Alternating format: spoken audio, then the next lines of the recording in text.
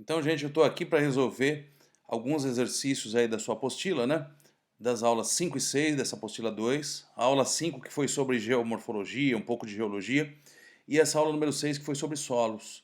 São 2 exercícios por aula. A gente vai fazer um comentário rápido, claro que o ideal é que vocês façam o exercício e depois vocês confiram comigo aqui os nossos comentários.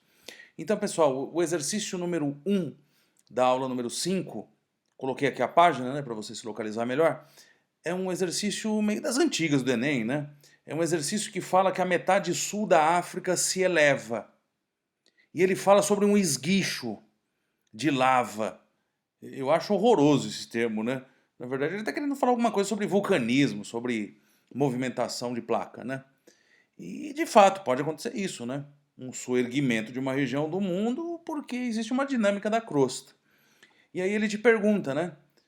Se isso que foi falado, se isso pode ou não ser real. Desculpa o comentário, mas tá muito na cara, né? Olha o item C, o tamanho dele. Muitas vezes, quem faz questão de vestibular não nota isso, mas capricha na resposta certa e faz as erradas mais curtas. Realmente pode acontecer isso. Alternativa C de casa. O relevo é resultado da combinação dos agentes exógenos e endógenos. No caso do sul da África, o endógeno foi o que mais pesou, né? Então, a alternativa C de casa. Questão número 2. Ele mostra essa pedra, provavelmente no vestibular original não estava colorida, bonita desse jeito, né? Mas a gente ampliou aqui para você enxergar bem, né?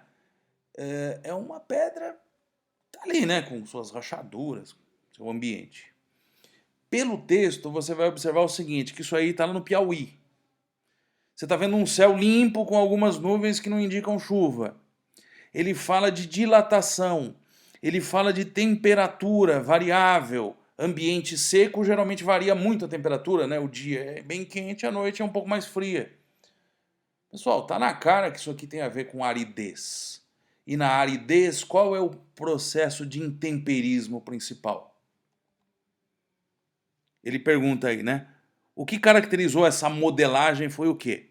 Foi o intemperismo físico. Ambiente seco, o intemperismo físico predomina. Ok?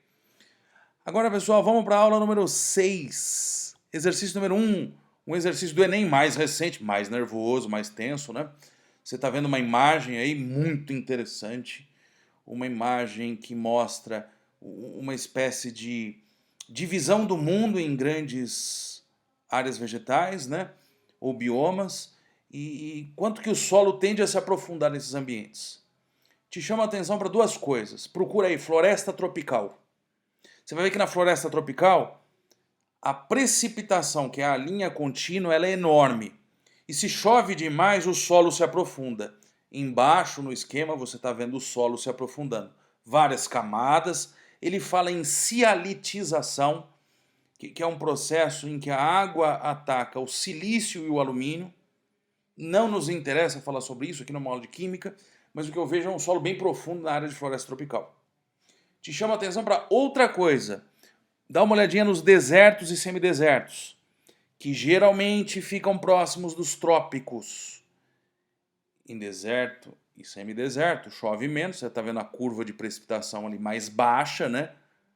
E se chove menos, o solo é muito raso, é um solo aí praticamente inexistente, né? O que manda nesses ambientes é o intemperismo físico.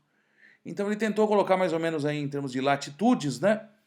Floresta tropical que fica perto do Equador ou entre os trópicos, né? E as regiões aí desérticas que ficam mais ou menos nos trópicos. O gráfico relaciona diversas variáveis ao processo de formação de solos. A interpretação dos dados mostra que a água é um importante fator de pedogênese em que áreas? Talvez você nem tenha tanto conhecimento em latitude, o que é seco, o que é úmido. Mas, poxa, é lugar que chove demais. E onde que chove demais? Floresta tropical. Alternativa E de elefante. Nas áreas próximas do Equador, chove muito e o solo se aprofunda. Ok? Último exercício, o outro exercício do Enem, mesmo ano, 2011, né? E nesse exercício se fala um pouco aí sobre impacto humano, né? Problema ambiental. É um texto aí que com certeza você vai ler, eu não vou ler agora, porque senão a gente vai perder tempo, né? A preservação do solo, principalmente em áreas de encosta, pode ser uma solução para evitar catástrofes em função da intensidade do fluxo de água. A prática humana que segue no caminho contrário, ou seja, é uma prática não conservativa, né? O que tem de ruim aí nessas alternativas? Com certeza, aquela alternativa que vai mais facilitar a erosão, né? Que vai aumentar esse processo erosivo. Alternativa E de elefante. O desmatamento vai contra esses princípios conservativos. Pessoal, vou deixar vocês agora com o gabarito das duas aulas, né? E até a próxima.